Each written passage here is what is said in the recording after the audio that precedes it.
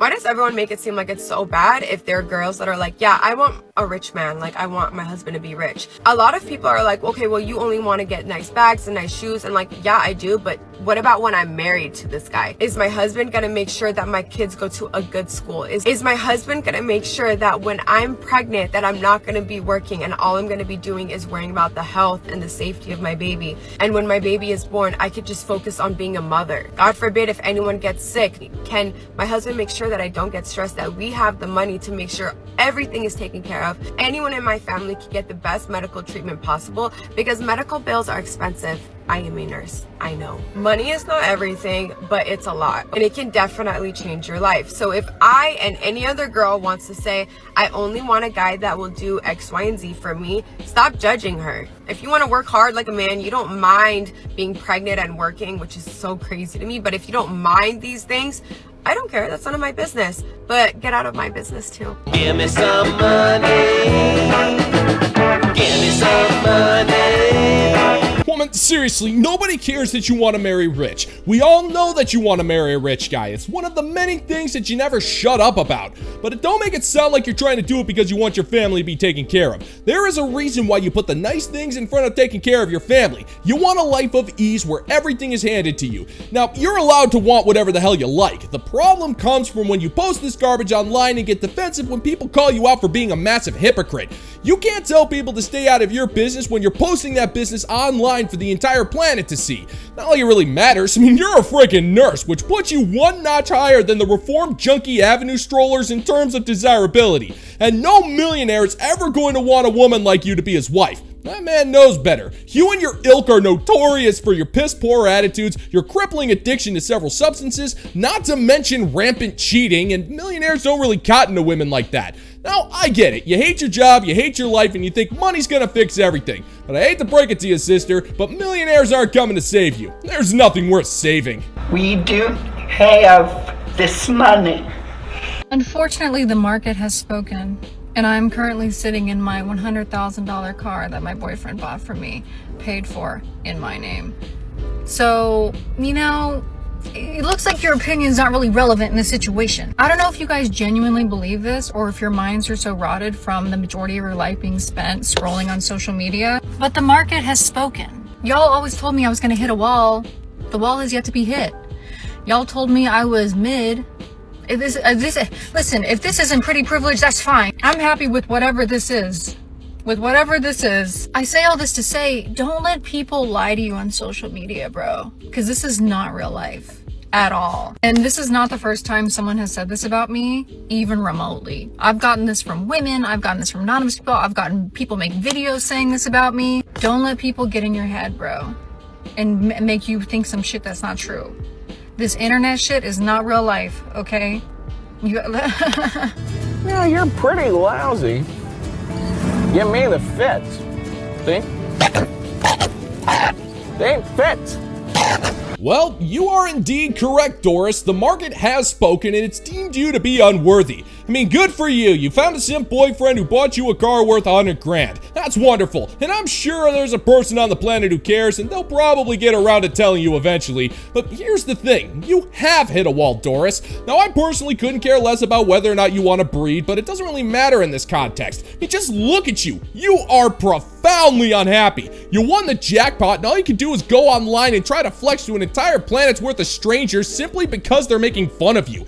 You are incredibly bitter and judgmental, and that just makes you hateful at the end of the day. And you are so clouded by all of this anger that you don't even realize that you're engaging with the very same world that you claim to be fake. If social media isn't real life, then why are you commenting on it? Well, the answer is fairly simple. You don't have a life. You live it on TikTok, so you need to parade around your material wealth as if people give a crap about that. And the mere idea that there are people who don't care about how you're a parasite masquerading as a human triggers you so much that you have to go online and smack talk. So yeah, the market has spoken, Doris. You're clearly a loser. No one makes friends with a failure.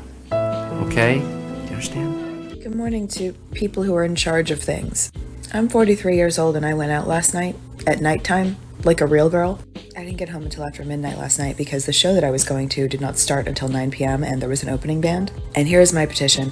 Millennials are now in our late 30s and early 40s. And we still like to do things. We just can't stay out that late because our whole body hurts. This is a genuine plea for things to start at 7 p.m. Look, millennials still want to have a good time. We would just like to have a good time at a reasonable hour. Everyone that I was with was so excited for the show and so angry that it started so late. Do you know that brunch restaurant that's gone viral on TikTok lately because they started having like sing-along brunch fucking raves in the middle of the day? And it's like all women that go. I want more of that. Can we have more fun things that happen during the daytime? I'm sorry, but fun is not reserved for people in their 20s. It's just that fun in your 40s has to happen a little bit earlier, okay? You don't understand how much Advil this is going to take. You don't understand. Old. Yeah, that's not happening, sister. You see, concert venues are businesses, and businesses can only really make money if they're open late. That means opening the doors early and allowing opening acts to take the stage and allowing more time for food and beverage sales. And I don't know if you know this, but concert promoters aren't exactly taking your arthritis into account when planning their acts. So that either means you either have to go to those noontime brunch screaming rave sessions, whatever the hell those are, or you're just going to have to accept that you're not young and concert venues don't give a damn about you. And they're not going to change their entire business model just because you forgot to pregame with a bottle of Advil. It has never and will never work that way. You're at the point in your life where you refuse to accept that you're getting older. And just like an entitled modern woman, you think that the world needs to cater to your every whim simply because you exist. Well, that's never going to be the case, sister. The world doesn't care about how sore your joints get. You're old. It happens to everybody. So either accept that you can't go out too late at night, or just be like how you were back in your sophomore year of college and just suck it up, buttercup.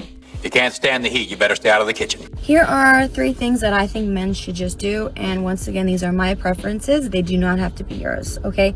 Starting off with number 1 is planning dates. Do not ask us what we want to do. Just take the initiative and ask us, hey, what day are you free?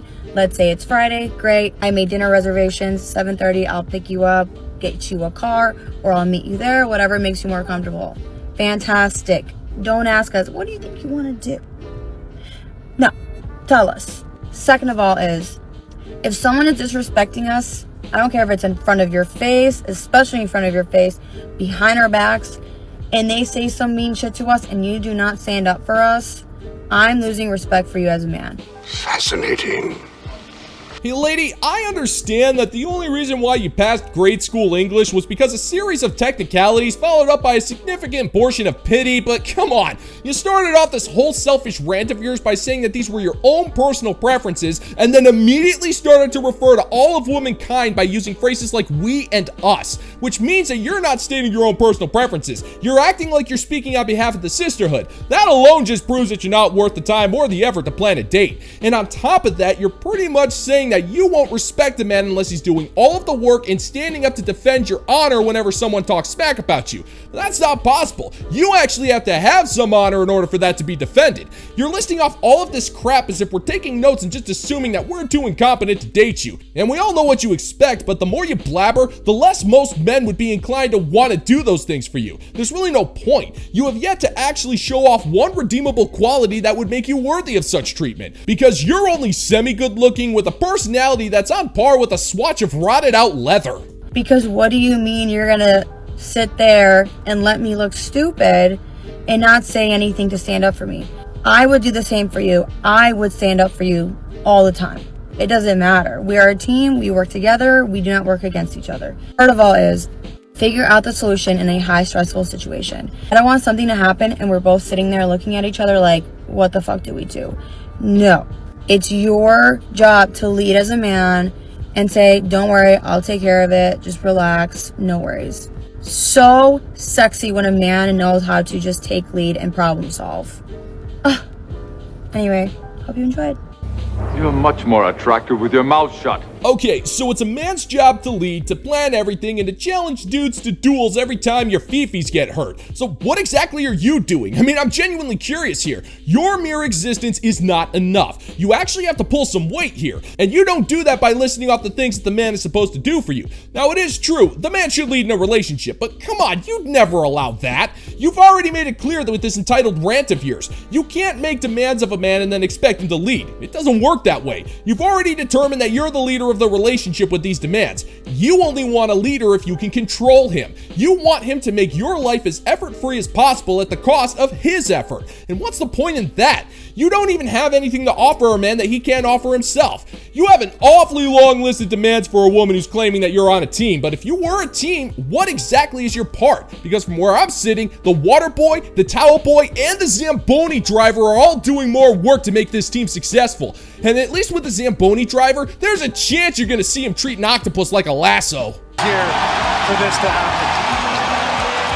Took a while tonight, didn't it? Yeah, it did. I'm surprised. I saw someone on the internet say that we aren't using our free will enough, so I came up with a list of things that you can add to your daily routine this upcoming fall season to spice up your life, use free will, become the main character, be a weirdo, but do it safely. I'm calling it Feral Fall Activities. 1. Walk up to strangers and calmly whisper, "It's happening," and then walk away with no explanation. Try it. Hand a random person a rock and say, "This made me think of you," and also walk away. A lot of these involve other people. It's like exposure therapy. 3. Send your crush a voice note of various animal noises and then just like don't say anything after. Don't explain. If they say, "What was that?" don't answer. Carry around a little thing of bubbles with you and go outside and literally just like blow bubbles calmly, just like it's the most normal thing in the world. Yell "safe flight" at birds that you see taking off. Yikes. Well, good luck with all that. You know, I'm all for doing random stuff in the name of having fun. I mean, that's kind of what we get up to when we hang out over at Skeeter's house. You'd be surprised what kind of shenanigans you can get into with a couple of crates of popsicle sticks, a blowtorch, and a bulldozer. And when you add in the theme to TV's The A-Team, then you know you're in for something special. But that's not exactly what we're talking about here. I mean, lady, you're talking about doing stuff to be safe while feral at the same time, and most of the things you've listed already involve harassment. A lot of this stuff involves either talking to birds or getting into the personal spaces of complete strangers, and that can be seen as violating. And if you give a rock to the wrong dude, then you've given this guy a projectile weapon with enough annoyance to interpret what you've said as being an Orange Man supporter, and the next thing you know, you got a rock being hurled at your face. I'm not saying it's going to happen, but it isn't exactly what I'd call being safe. But blowing bubbles? Well, you know what? I'm going to give you that one. If Chester from Syphil and Ollie has taught me anything, there is nothing wrong with having fun with some bubbles. So yeah, that call, I'm going to say that one's mildly good on your part, sister. Offer strangers stickers. Like if this is like, you're going to stick around maybe, or you want to have a conversation with people. I actually just got this sticker book. It's New York City stickers. So like literally if you want to start a conversation, say there's like a cute boy and you're just like, "You want a sticker?" Go to the park, sit under a tree and literally just tell it all your problems. In public, out loud, speak to the trees. I think it's kind of like therapy. I do that now. This one helps make you more intelligent, learn a new random word of the day, and try to use it in conversation. When you go to cafes or the bar or anything like that, tell the baristas to just surprise you. Let them make whatever they want to make and enjoy it. Try something new. And finally, wave your hands magically in front of automatic doors when you're walking in. Pretend like you did that. Or like when you're sitting in the car waiting for the light to turn green. These are all so dumb, but they're meant to bring you joy, add a little razzle dazzle to your day, hopefully make strangers smile. I hope you enjoy them. Jesus. Scary. You know, I don't think it's safe for me to vouch for most dudes, but I honestly like to think at one point or another, outside of childhood, a lot of us have done the magic door move and we got called out for being children for doing it. But when you do it, it's supposed to add razzle-dazzle to your life. Now, I'm not trying to nitpick this kind of stuff because, yeah, when properly done, it can be fun. But a lot of this stuff just seems a little bit too childish for my taste. Now, I personally don't think it's wise to be passing out stickers to random people in New York City, considering that place is descending into a commie puppet state where people can barely afford to live anywhere. Handing out a sticker might get you confused for a political nuisance, and the next thing you know, you're getting pepper sprayed. And talking to a tree? I don't know. A lot of dudes wouldn't mind talking to a tree, but at least we have enough decency to have our arbor-based therapy sessions held in confidential private spaces. And doing it at the park is just gonna make you look like a raving lunatic. All of these things aren't really designed to make your life more fun as it is to just draw more attention to yourself, because that's what this is all about. You want to be seen as this unique individual who's different from everybody else, and you're doing it by acting like a child. Except when you're ordering drinks. That bartender is gonna give you the most expensive drink in the house when you tell him to surprise you. And at that point, you're not the main character. You're just a sucker.